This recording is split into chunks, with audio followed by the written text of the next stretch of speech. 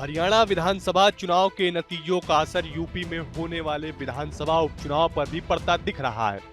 जीती हुई बाजी हरियाणा में हारने वाली कांग्रेस को यूपी में अखिलेश यादव ने ज्यादा सीटें नहीं दी, जिसके बाद पार्टी ने अपना उम्मीदवार देने से मना कर दिया। कांग्रेस के सिंबल पर कोई भी उम्मीदवार मैदान में नहीं होगा। महाराष्ट्र और झारखंड विधानसभा चुनाव के साथ ही यूपी में भी 9 सीटों पर उपचुनाव होना है। समाजवादी पार्टी ने सभी सीटों पर उम्मीदवार उतार दिए हैं।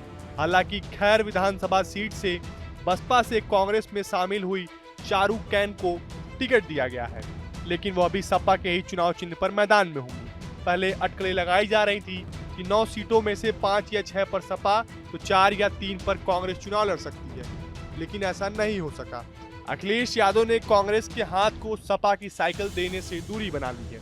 लोकसभा चुनाव में इंडिया गठबंधन के बैनर तले लड़ने वाली कांग्रेस और सपा ने यूपी में शानदार प्रदर्शन किया था। इसके बाद हरियाणा में भी साफ था कि कांग्रेस भारी बहुमत से चुनाव जीतने जा रही है, लेकिन नतीजों ने सभी को चौंका दिया। बीजेपी ने लगातार तीसरी बार सरकार बना ली।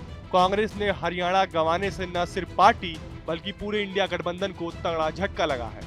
लोकसभा चुनाव के नतीजों से जो हवा इंडिया गठबंधन के पक्ष में बहने लगी थी, उस पर फिलहाल ब्रेक लग गया है। हरियाणा की हार का असर यह हुआ कि कांग्रेस की यूपी उपचुनाव में मोल भाव की ताकत कम हो गई। अखिलेश यादव ने गाजियाबाद और खैर सीट ही कांग्रेस को ऑफर की, लेकिन दोनों से हार तय मानी जा रही थी। दरअसल दोनों ही सीट बीजेपी के गढ़ रही हैं। ऐसे में उपचुनाव से दूरी बनाने में ही कांग्रेस ने भलाई समझी। हरियाणा में हार के बाद अब कांग्रेस के लिए महाराष्ट्र और झारखंड विधानसभा चुनाव काफी अहम हो गया है। अभी सिर्फ 3 राज्यों में ही कांग्रेस की पूर्ण सरकार है, कर्नाटक, तेलंगाना और हिमाचल प्रदेश। पार्टी को न सिर्फ झारखंड की अपनी गठबंधन सरकार को कायम रखना है, बल्कि महाराष्ट्र में भी वापसी करनी है। इसी वजह से महाविकास अघाड़ी में शामिल कांग्रेस ने उद्धव सेना और शरद पवार वाली एनसीपी के सामने ज्यादा डिमांड नहीं की। पहले माना जा रहा था कि सबसे ज्यादा सीटों पर कांग्रेस और फिर उद्धव सेना और तीसरे पर शरद पवार की पार्टी लड़ सकती है, लेकिन बीते दिन साफ हो गए कि तीनों दल 85-85 सीटों पर ही चुनाव लड़ेंगे। बाकी के 18 सीटें गठबंधन के दलों को दिया जाएगा, जबकि 15 सीटों पर बातचीत जारी है। अब कांग्रेस पूरी तरह महाराष्ट्र और झारखंड पर ही फोकस करना चाहती है, जिससे आम चुनाव के बाद बना मोमेंटम वापस पाया जा सके। यूपी में भले लोकसभा चुनाव में कांग्रेस और सपा वाले इंडिया गठबंधन को जबरदस्त फायदा हुआ हो, लेकिन विधानसभा चुनाव में कांग्रेस की हालत पतली ही है। लोकसभा और विधानसभा चुनाव में ज्यादातर अलग अलग पैटर्न पर वोटिंग देखी गई है।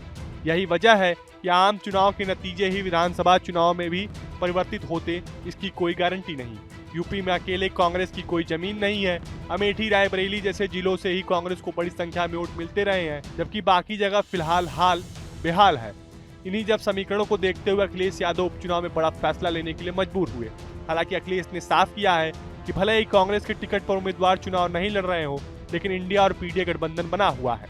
अखिलेश ने एक्स पर एक पोस्ट में लिखा कि बात सीट की नहीं, जीत की है।